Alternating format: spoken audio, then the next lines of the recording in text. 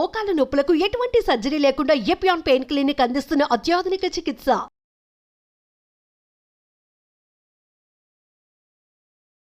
Welcome to Suman TV. నేను మీ Naveen. Constipation, మలబద్ధక సమస్య, ఇది చాలా వరకు కూడా రిటైర్డ్ అయిన తర్వాత అంటే 60+ ఒకప్పుడు చూసేవాళ్ళం. కానీ ఇప్పుడు చిన్నపిల్లల్లో కూడా ఈ మలబద్ధక సమస్య చూస్తూ ఉన్నాము.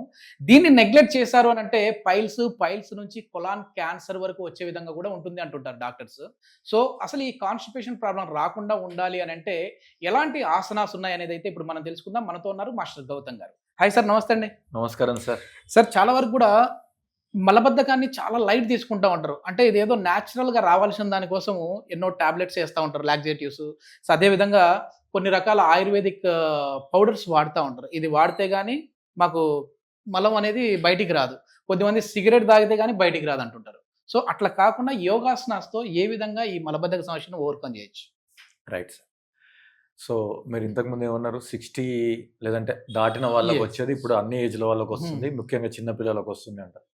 అయితే ఒకప్పుడు ఇది అసలు భారతదేశంలో మలబద్ధకం ఇలాంటి పదాలు ఏం లేవు సార్. ఇది యాక్చువల్గా ఫారినర్స్ కి సంబంధించిన ప్రాబ్లమ్స్ అన్నమాట. మంచిగా చెంబట్టుకొని అట్లా పొలాల్లోకి వెళ్ళిపోయారు. ఇది ఫారినర్స్ కి సంబంధించిన. అందుకే అసలు గుడ్ మార్నింగ్ అంటే ఏంటో తెలుసా సార్? గుడ్ మార్నింగ్ అంటేనే నాకు క్లియర్ అయిపోయింది, స్టమక్ గుడ్ గా ఉంది నా మార్నింగ్. నార్మల్ గా అంత ఎందుకంటే వాళ్ళు తినే పాపం ఫుడ్ కావచ్చు, లేదంటే ఎందుకంటే ఫారెన్ లో మన దగ్గర దొరికిన ఇన్ని ఇంగ్రీడియంట్స్ ఇవన్నీ ఉండవు. అయితే ఆలుగడ్డ లేదంటే ఉల్లిగడ్డ, బ్రెడ్. ఒకవేళ మిగతా పదార్థాలు ఉంటే అది వేరే దేశం నుంచి వచ్చిన ఫ్రోజన్ ఫుడ్ అయి ఉండాలి. ఎందుకంటే ఆ భూమికి అన్ని పండించే కెపాసిటీ లేదు. ఇప్పుడంటే జైన్ మానిఫైడ్ అవి అవుతుంది. అదే వాళ్ళ వెదర్ చూస్తే ఎప్పుడు చలి. ఇప్పుడు మీరు అన్నటువంటి ప్రాబ్లం ఎక్కువ చలికాలంలో లేదంటే వర్షాకాలంలో ఎక్కువ ఉంటుంది. ఇప్పుడు మరి మన దేశంలో ఇది అసలు కామన్ అయిపోయింది. ఎంత కామన్ అంటే మీరు 10 మంది తీసుకుంటే 10 మందిలో 6గురికి ఈ ప్రాబ్లం ఉంది. ఇప్పుడు ఆ విదేశాల్లో తినే ఫుడ్ ఇక్కడే వచ్చేసాయి, పిజ్జాలు, బర్గర్లు అన్ని వచ్చేసాయి. మెయిన్ రీజన్ అంటే ఏంటి ఈ ప్రాబ్లం కి? మెయిన్ రీజన్ అంటే ఫస్ట్ ఆఫ్ ఆల్ నిద్రలేమి. ఓకే, అసలు దీనికి దానికి లింక్ ఉంది అనుకోరు. ఫస్ట్ నిద్రలేమి కాన్స్టిపేషన్ కి ఫస్ట్ లింక్. తర్వాత ఇంటేక్ ఆఫ్ వాటర్, తర్వాత lack of fruits and fibre related food. Okay okay. ఒకవేళ వీటికి కొంచెం మార్పులు చేసుకుంటే మీరు కాన్స్టిపేషన్ ని జయించినట్టే. Okay okay. కొన్ని మీరు టెన్షన్ పడాల్సిన అవసరం లేదు. ఈ ప్రాబ్లమ్స్ తో కొన్ని వేల మంది ఆల్రెడీ మీ చుట్టుపక్కల ఉన్నారు. ఎందుకంటే ఇది అందరికి చెప్పుకునే ప్రాబ్లం కాదు కాబట్టి ఎక్కువ డిస్కషన్స్ లోకి రాదు. కానీ మీరు గుర్తుంచుకోండి, నిజంగానే ఆ ఇంగ్లీష్ వాడు చెప్పినట్టు మీ డే గుడ్ అవ్వాలంటే guarantee your bowels should be clean. అప్పుడు మైండ్ క్లీన్ అయిపోతుంది, డే అంతా కూడా చాలా కంఫర్టబుల్ గా ఉంటాం. సో మీరు ఫైబర్ ఇంటేక్ ని పెంచాల్సిందే. వాటర్ ఇంటేక్ ని ఇర్రెస్పెక్టివ్ ఆఫ్ రైనీ సీజన్, ఈ వర్షాకాలం కదా దాహం వేస్తలేదు అని అనుకోవద్దు. మీ శరీరానికి ఎంత అవసరమో అంత కొంచెం వాటర్ ఇంటేక్ ఉంచాలి. తర్వాత ఫ్రూట్స్ లేదంటే ఫైబర్ రిలేటెడ్ కూరగాయలు అలాంటివి కూడా మన డైట్ లో భాగం అవ్వాలి. అయితే ఎవరైతే కాన్స్టిపేషన్ నుంచి టూ మచ్ గా సఫర్ అవుతున్నారో వాళ్ళు కళ్ళు మూసుకొని లాస్ట్ 1 వీక్ 10 days నుంచి నేను ఏం తిన్నానో గుర్తుకు తెచ్చుకొని మీకు అర్థమైపోతుంది. అంతే, మనం ఏం ఆహారం తీసుకున్నామో గుర్తుంచుకోవాలి. వాటితో పాటు కొన్ని తేలికపాటి కొన్ని ఆసనాలు, ఏదైతే పొట్ట మీద కొంచెం కాస్త ఒత్తిడిని కలిగించే ఆసనాలు ఉంటాయో వాటిని చేద్దాము. సో మీకు వీలైతే బ్రేక్ఫాస్ట్కి ముందు, బ్రేక్ఫాస్ట్ చేసేటప్పుడు, బ్రేక్ఫాస్ట్ తర్వాత చూడండి, ముందు, డ్యూరింగ్ అండ్ తర్వాత ఎప్పుడైనా సరే మీరు వజ్రాసనంలో కూర్చోగలిగితే వజ్రాసనంలో కూర్చోండి. ఒకసారి ఊరికే నేను చూపిస్తాను. వజ్రాసనంలో కూర్చోలేని వాళ్ళు మేము అర్హులం కాదా అనుకోవద్దు. జస్ట్ కూర్చునే వాళ్ళ కోసం ఈ ఆసనం ఒకసారి నేను చూపిస్తాను సార్. నార్మల్ గానే చేయొచ్చు. సో ఒక్కసారి ఈ వజ్రాసనం అనేది మీరు 3 నుంచి 4 నిమిషాలతో ప్రారంభించండి, చాలా ఇంతే. మీరు టీవీ చూస్తారా, లేకపోతే ఇంకేదైనా పేపర్ చదువుతారా, బుక్ చదువుతారా, లేకపోతే ఇంకేదైనా చేస్తారా, వజ్రాసనంలో కూర్చొని చేయండి. ఒక 4-5 నిమిషాలు కూర్చొని మళ్ళీ రిలాక్స్ అయిపోవచ్చు. సో మనం ఈరోజు ఫస్ట్ చేసే ఆసనం ఏంటంటే మండుకాసనం. ఈ మండుకాసనాన్ని ఈ వజ్రాసనంలో కంటిన్యూ చేయొచ్చు, లేదంటే సుఖాసనంలో కూడా చేయొచ్చు. సార్ ఒకసారి మీరు సుఖాసనం అంటే మీరు కంఫర్టబుల్ గా కూర్చుండేది. మీకు డౌట్ రావచ్చు, సార్ మరి నాకు కింద కూర్చోలేను, మోకాలు నొప్పులు ఉన్నాయి, కొంచెం బ్యాక్ పెయిన్ ఉంది, సో డాక్టర్ కింద కూర్చోవద్దు అన్నారంటారు. ఓకే, మీరు ఇప్పుడు ఈ ఆసనం కోసం కింద కూర్చోవాల్సిన అవసరం లేదు. మీరు సోఫాలోనే పెట్టుకోవాలి. మీరు కాళ్ళు కింద పెట్టుకోవచ్చు, లేదా సోఫాలో సుఖాసనంలో కూర్చోవచ్చు. కూర్చొని ఇలా 2 చేతులు బొటన వేలు లోపల పెట్టుకొని పిడికిలు బిగించేసుకొని మీరు 2 ఈ నేవల్ పక్కన ఇరువైపులా పెట్టండి. సో ఫస్ట్ ఆఫ్ ఆల్ పొద్దున్న లేవగానే గోరువెచ్చని నీళ్లు తాగి, అవసరమైన తగినన్ని గోరువెచ్చని నీళ్ళు తాగి ఇలా ఆసనాన్ని take a deep breath in, శ్వాస లోపలికి తీసుకొని శ్వాసను వదులుతూ మెల్లిగా ఫార్వర్డ్ బెండ్ అవుతూ మీ ఫోర్ హెడ్ మోకాలు నేలకు టచ్ అవ్వాలి. ఇలా 5 నుంచి 10 సెకండ్ల నుండి మెల్లిగా శ్వాస తీసుకుంటూ సెంటర్కి రావాలి. ఈ ప్రాక్టీస్ని మనము 10 to 15 టైమ్స్ లేదంటే 20 టైమ్స్. మీకు మోకాలు నొప్పులు ఉంటే సుఖాసనంలో కూర్చున్నప్పుడు మీరు ఎన్నిసార్లు చేసినా మీ కంఫర్ట్ మిస్ అవ్వదండి. అట్ ది సేమ్ టైం మీ పూర్తి దృష్టి మీ పొట్ట మీద ఉంచి ఈ ప్రాక్టీస్ చేయడం వల్ల నాకు బోవెల్ మూమెంట్ స్టార్ట్ అవుతుంది.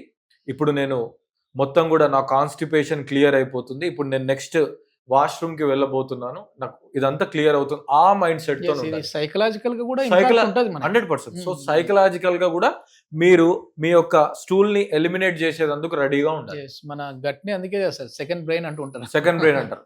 సో మీ యొక్క గట్ రెస్పాన్సే మీ యొక్క whole response, health response physical గా. సో ఫస్ట్ ఆసనం ఇది. దీని తర్వాత ఈ వజ్రాసనం నుంచి మెల్లిగా రిలాక్స్ అయ్యి 2 కాళ్ళని స్ట్రైట్ చేయండి. 2 కాళ్ళని స్ట్రైట్ చేసిన తర్వాత ఈ 2 కాళ్ళని ఫోల్డ్ చేసుకోండి. సరళ ఉదరాకర్షణ ఆసనం. యాక్చువల్గా సంక్లిష్ట లేదంటే ఒరిజినల్ ఉదరాకర్షణ ఆసన ఇనీషియల్ స్టేజ్ లో రాదు, దానికి టీచర్ సపోర్ట్ ఉండాలి. ఇది చాలా సింపుల్. మీ 2 కాళ్ళని ఎడమ వైపు పెడుతూ మీ తలని కుడి వైపు పెట్టండి. దీంట్లో కూడా మీ పూర్తి దృష్టి పొట్ట మీదనే ఉండాలి. తర్వాత అదర్ సైడ్. ఇవన్నీ మీరు పొద్దున్న లేవగానే ఈజీగా చేసుకోవచ్చండి, వీటికి పెద్ద వామప్ అవసరం లేదు. 3. దీని ఒక 20 టైమ్స్ చేయాలి. 4. రిలాక్స్. సో ఫస్ట్ ఆసనం చేసాం ఒక 20 టైమ్స్, దీని తర్వాత ఇది 20 to 30 టైమ్స్ ఈ ఆసనం చేయాలి. ఈ ఆసనం చేసిన తర్వాత పొట్ట మీద ఇంకా కొంచెం ప్రెజర్ క్రియేట్ చేయాలంటే 2 కాళ్ళు ఫోల్డ్ చేసుకొని ఈ థైస్ ని పొట్టకు తగిలేటట్టు ఇట్లా పెట్టుకొని మీ ఫోర్ హెడ్ మోకాల మీద పెట్టుకోండి.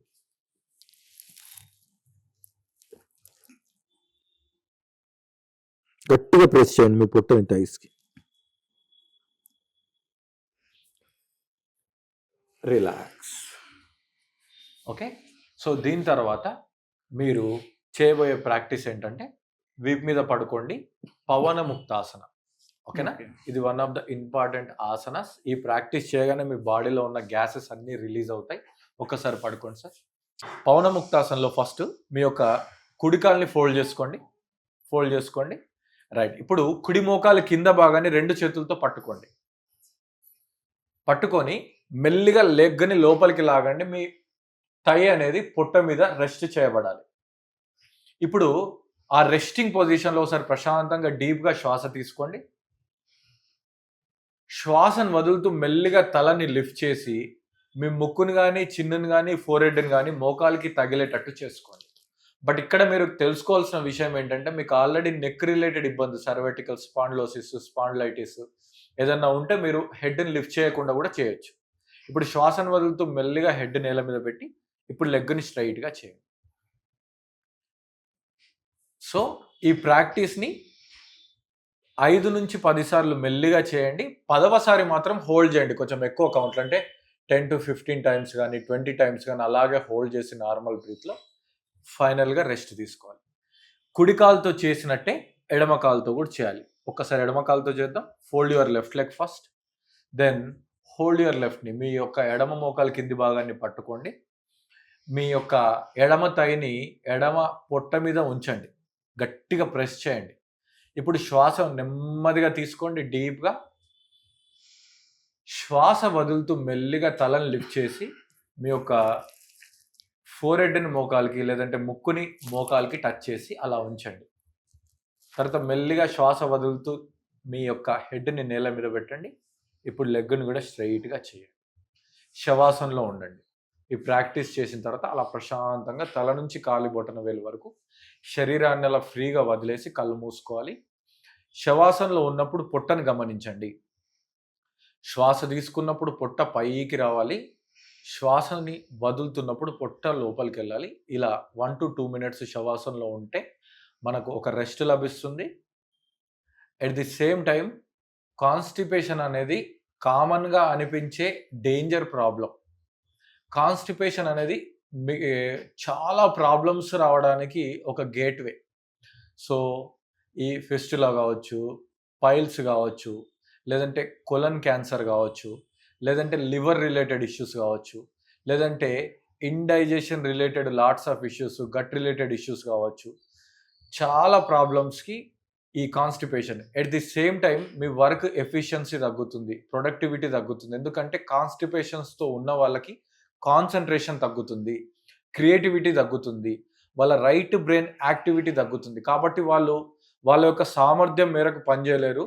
వాళ్ళకు ఒక ఫ్యాటిగ్ లేదంటే బద్ధకం అనేది వాళ్ళ యొక్క హయ్యెస్ట్ పొటెన్షియల్ని తగ్గిస్తుంది. ఇది ఎరెక్టైల్ డిస్ఫంక్షన్కి కూడా కారణం అవుతుంది. 40 to 50 ఇయర్స్ మధ్యలో ఉన్న కాన్స్టిపేషన్స్తో ప్రాబ్లం ఉన్న చాలా సందర్భాల్లో వాళ్ళకు ఈ ఎరెక్టైల్ డిస్ఫంక్షన్స్కి కూడా చాలా ఇబ్బంది పెడుతూ ఉంటుంది. So take care on your gut. So ఈ ప్రాక్టీస్ని రోజు ఒక 10 to 15 మినిట్స్ చేస్తూ నేను చెప్పిన ఇంటేక్ ఆఫ్ వాటర్, ఫైబర్ ఇంటేక్ని మార్చుకోవడం ద్వారా మీరు ఈ కాన్స్టిపేషన్ని జయించవచ్చు. ఎస్, ఇది మొత్తానికి మలబద్ధక సమస్య, కాన్స్టిపేషన్ ఉన్న వాళ్ళకైతే చాలా చక్కని ఆసనాస్ అయితే ఉన్నాయి. ఇట్లాంటి ఆసనాస్ చేశారు అని అంటే మాత్రం మీరు కాన్స్టిపేషన్ నుంచి దూరం అవుతారు. దీని నుంచి ఇంటర్లింక్ ప్రాబ్లమ్స్ కూడా, అంటే ఎరెక్టైల్ డిస్ఫంక్షన్ అవ్వచ్చు, లేదంటే పైల్స్, ఫిషరీ ఇట్లాంటి ప్రాబ్లమ్స్ నుంచి కూడా దూరం అవ్వచ్చు అని చెప్తున్నారు. మీరు పర్సనల్గా క్లాసెస్ ఏదైనా అటెండ్ అవ్వాలి అని అన్నా, లేదంటే ఆన్లైన్లో క్లాసెస్ కావాలి అన్నా, ముఖ్యంగా మోకాల నొప్పులు, నడుము నొప్పులు, అదేవిధంగా వెయిట్ లాస్ అవ్వాలి అనుకునే వాళ్ళకైతే గౌతమ్ గారు స్పెషల్ క్లాసెస్ కండక్ట్ చేస్తూ ఉంటారు. సో ఫర్దర్ ఇన్ఫర్మేషన్ గురించి సార్తో మాట్లాడంటే సార్ కాంటాక్ట్ నెంబర్ ప్రొవైడ్ చేస్తా ఉన్నాం, మీరు నేరుగా వారితో మాట్లాడచ్చు. థ్యాంక్ యూ అండి. Thank you sir.